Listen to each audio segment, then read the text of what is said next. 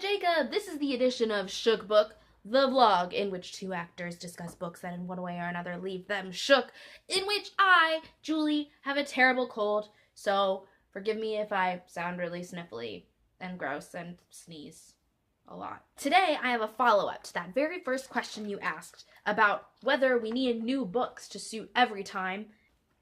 I just finished reading Women of Will, following the feminine in Shakespeare's plays. Now, you brought up Shakespeare in that first video, and you talked about how, yeah, Shakespeare has a lot of staying power, but in my experience, people tend to write off elements of it because it no longer matches 21st century values, especially when it comes to women and his treatment of women.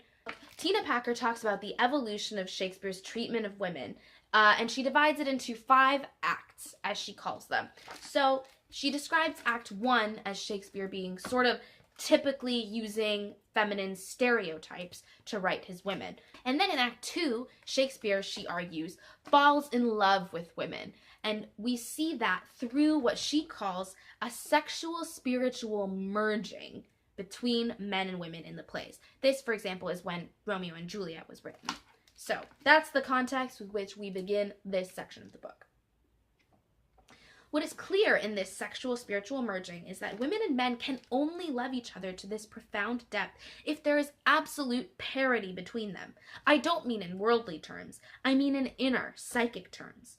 If there is an inequality of status in the lovers' minds, then true love is not possible. So for Shakespeare to declare that men and women are equal, both have souls, those souls merge in passionate sexual bonding, and out of that a new order can appear, was a radical statement.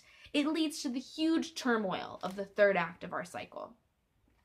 I found this book to be really validating because a lot of the times I would read Shakespeare or watch Shakespeare and think sort of that actually this guy seems to be portraying women as people who are smart, who have a lot of emotional depth, and who really, on a fundamental level, match the men. I mean, of course, they're constrained by the limits of the time, but in some cases, he overtly points them out. For example, in A Midsummer Night's Dream, Hermia is told that she has to marry a guy she doesn't want to marry.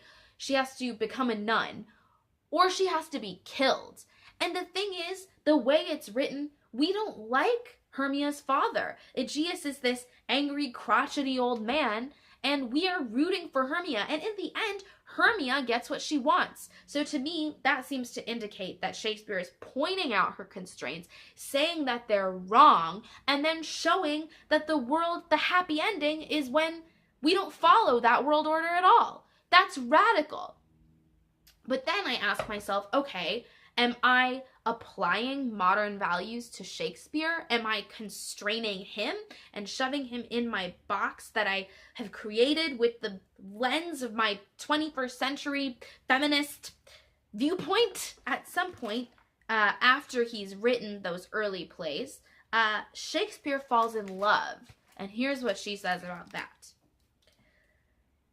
The advent of the Dark Lady was signaled and recorded in the sonnets. Her full impact came into play when he was in the midst of writing Love's Labour's Won and caused him to alter the ending and call it Love's Labour's Lost.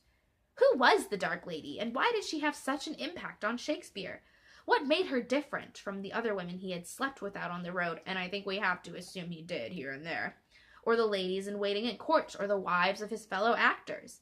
I join with A.L. Rose and numerous others and say this woman was Amelia Bassano, later called Lanier, a musician, poet, and one of the first women ever to declare herself a feminist.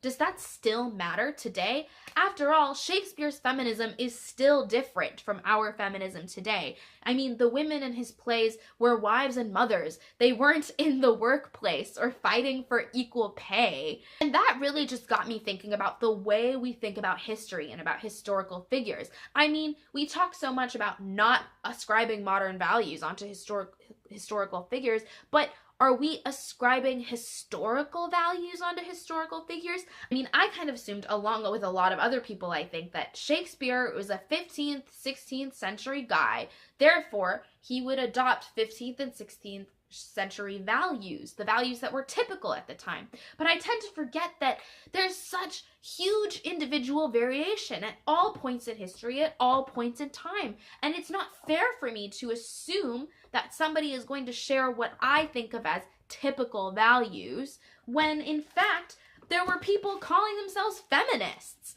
I mean, come on. And that's what's really amazing about it, right? Is that these questions prevail. It's not that the message prevails, it's that the questions prevail. So then when we think about whether we need new books and new ideas, or whether the old books and the old ideas are good enough, well, it kind of seems like old books and ideas, when paired with new books and new ideas, can be really great. I don't know why I did that. I really don't know.